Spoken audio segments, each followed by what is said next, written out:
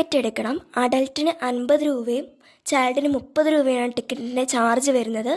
ഇവിടുന്ന് ഈ വില്ലേജിലേക്ക് ഒരു 2 കിലോമീറ്റർ ഉണ്ട്. ഒന്നില്ലെങ്കിൽ നമുക്ക് നടന്നു പോകാം, അല്ലെങ്കിൽ ജീപ്പ് സർവീസ് ഉണ്ട്.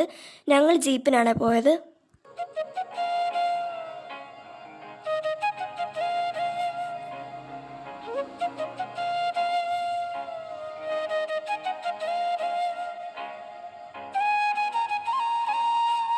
അങ്ങനെ നമ്മൾ എന്നോൻ്റെ എൻട്രൻസിലെത്തി.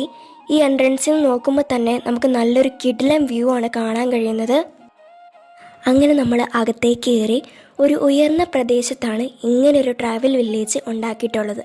അതുകൊണ്ട് തന്നെ ഇവിടെ നിന്ന് നോക്കുമ്പോഴുള്ള വ്യൂസ് എല്ലാം അടിപൊളിയാണ്.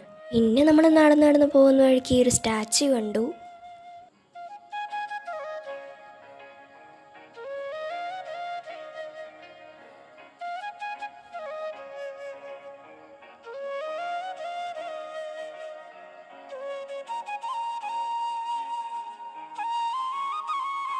ഗോത്രഭംഗി എടുത്തു കാണിക്കുന്ന കുടിലുകളും വഴികളുമൊക്കെയാണ് ഇവിടുത്തെ പ്രത്യേക ആകർഷണം.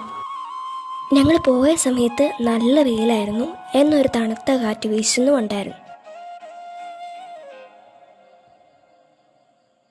ഇതൊരു ഹാളാണ്. ഇവിടെ നമുക്ക് കുറേ ചുമര് ചിത്രങ്ങളും പെയിൻറ്റിങ്സും പിന്നെ കുറേ ശില്പങ്ങളൊക്കെ കാണാൻ സാധിക്കും. അത് മാത്രമല്ല, ഇവിടെ ഒരു വ്യൂ പോയിന്റും ഉണ്ട്.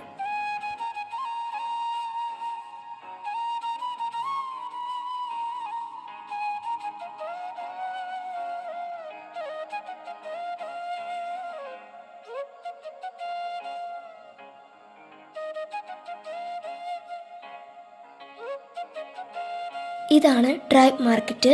ഇവിടെ ഇവരുണ്ടാക്കുന്ന പ്രൊഡക്ട്സൊക്കെ സെയിൽ ചെയ്യുന്നുണ്ട്.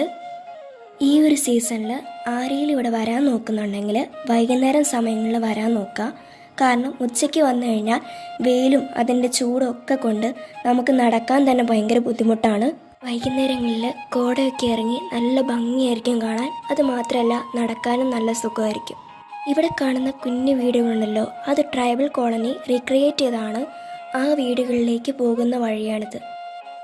ഈ വീടുകളുടെ പ്രത്യേകത എന്ന് പറയുന്നത് ഓരോ വീടുകളും പുല്ലുകൊണ്ട് മേഞ്ഞിട്ടുള്ളതാണ്.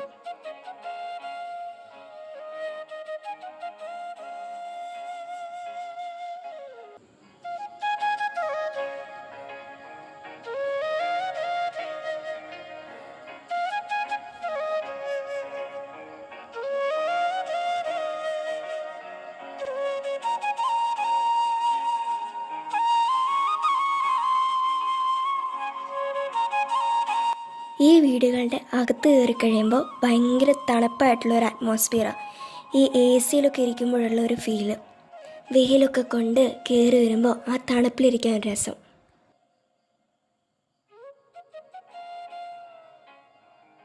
ഈ ഒരു വീടിനകത്ത് കയറിയപ്പോൾ കുറേ കാണാനുണ്ടായിരുന്നേ. ട്രൈബ്സ് ഉപയോഗിച്ചിരുന്ന അടുപ്പും പിന്നെ തൊട്ടിലും കുറേ ഉൽപ്പന്നങ്ങളും പിന്നെ വിറകൊക്കെ ശേഖരിച്ച് വെച്ചിരിക്കുന്ന സ്ഥലവും അങ്ങനെ കുറേ കാണാനുണ്ടായിരുന്നു.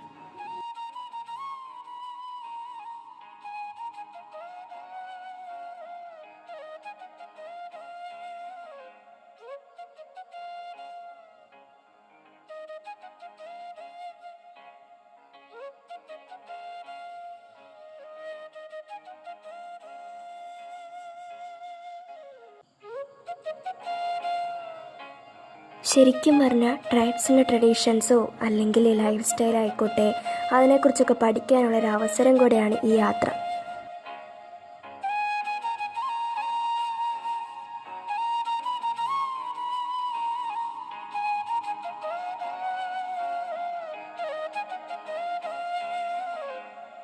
നമ്മൾ ശരിക്കും പോകുന്ന കുറേ സ്ഥലങ്ങളൊക്കെ ഏകദേശം ഒരേ കാറ്റഗറി പെടുന്നതായിരിക്കും അല്ലേ? പക്ഷേ ഇത് എനിക്കൊരു ഡിഫറെൻ്റ് എക്സ്പീരിയൻസ് ആയിട്ടാണ് തോന്നിയത്. അപ്പോൾ ഇന്നത്തെ വീഡിയോ ഇത്രയേ ഉള്ളൂ. എല്ലാവർക്കും ഇഷ്ടപ്പെടുമെന്ന് വിചാരിക്കുന്നു. ബൈ.